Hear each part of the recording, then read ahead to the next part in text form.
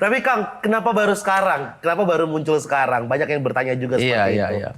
Yang saya belajar di dunia politik ada yang namanya momentum. Ya. Kadang memang belum cocok rasanya ya. Jadi katakanlah kenapa nggak 5 tahun yang lalu? Misalnya ya, 5 tahun lalu itu ayah saya baru meninggal. Dan waktu itu memang mungkin secara mental saya belum siap. Ya.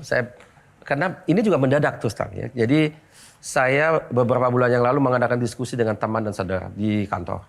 Seperti setiap beberapa saat kita mengadakan diskusi lebih ke politik. Apa yang harus kita buat sebagai orang yang bergerak di bisnis, kita punya aktivitas di organisasi, sekarang ada perubahan politik, apa yang kita harus lakukan. Ada seorang saudara yang menyampaikan ke saya, dia bilang, Ham, kenapa sih kamu nggak mau nyalon sebagai gubernur? Saya bilang, saya ini bukan orang politik, tapi dia bilang, Ham, pikirin. Karena yang diperlukan oleh negara kita itu adalah muka baru. Kita mumet lihat itu aja, perlu ada sedikit yang penyegaran gitu. Saya bilang, tidak salah juga ya pemikiran kamu. Jadi luar dugaan saya yang sangat mengejutkan ya, reaksinya luar biasa. Tapi kan kalau tidak salah apa benar dulu Bapak sempat melarang untuk Mas Ilham masuk kalau politik? Melarang nggak pernah. Bapak tidak mendukung, tidak melarang, tapi lebih banyak. Tidak mendukung, tidak melarang. Tapi gimana? Mendukung maksudnya gini, mendukung tidak menyarankan ya. Oke. Jadi saya tidak pernah bertanya, oh saya mau jadi politisi, Bapak bilang nggak mendukung, bukan itu ya. Tapi Bapak tidak pernah mengatakan kamu ini harus berpolitik, tidak. Tapi Bapak juga katakan bahwasannya kita kalau sebagai warga bisa saja kita menggunakan jalur kita masing-masing.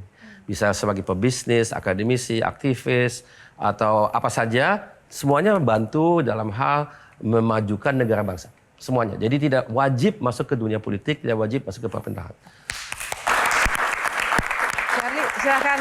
Justru itu Kang Ilham yang pengen saya ditanya. Karena nggak banyak anak yang bisa mengikuti atau menginspirasi layaknya seorang ayah.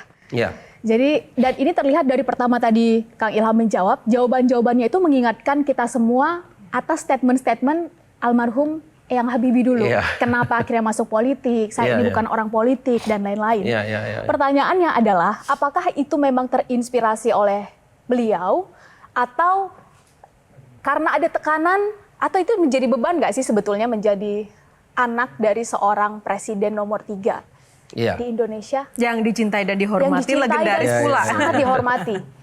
Ya kalau kita lihat diri saya memang nggak bisa melarikan diri dari pengaruh Bapak. Banyak sekali informasi yang saya diberikan oleh Bapak dan Ibu, dan saya banyak sekali belajar dari mereka. Saya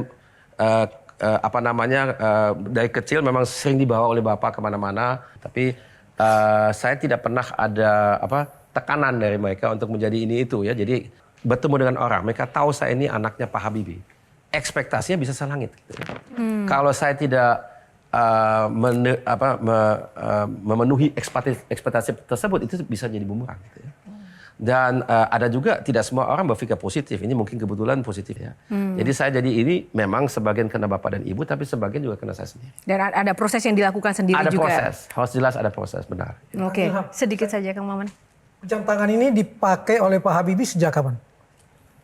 Yang ini? Iya. Udah lama sekali. Udah lama. Artinya kemungkinan 13 November 99 dipakai Pak Habibie. Itu saya tidak tahu. Oke, katakanlah bisa saat itu. Bisa saja. Itu momentum di mana Pak Habibie merasa dipermalukan oleh MPR. Ya. Karena pertanggungjawabannya ditolak. Ya. Padahal keberhasilannya luar biasa. Dolar 16.800-an bisa jadi 7.000, bahkan pernah jadi 6.500. Iya. Nggak dilihat oleh MPR. Ya. Betapa turbulensi politik itu begitu berat. Iya. Siap menghadapi hal-hal seperti itu? Saya kira saya belajar dari contoh Bapak. Saya waktu itu berada dengan Bapak, bukan di samping Bapak, tapi saya di rumah. Terus kemudian apa yang dilalui dan dialami itu kita diskusikan sekeluarga.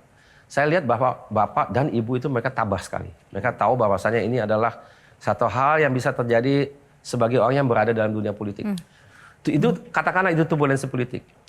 Kalau kita naik pesawat, kita siap dengan turbulensi. Jadi kalau kita berharap tidak ada turbulensi, ya kalau kita beruntung tidak ada turbulensi. Tapi kalau ada, ya jangan kita kaget-kaget. Ya, memang itu bagian daripada alam gitu ya. Begitupun juga di politik. Tapi yang penting apa? Kita jangan jadi korban. Korban itu ya menang kalah juga bagian daripada bagian politik gitu ya. Baik, terima kasih.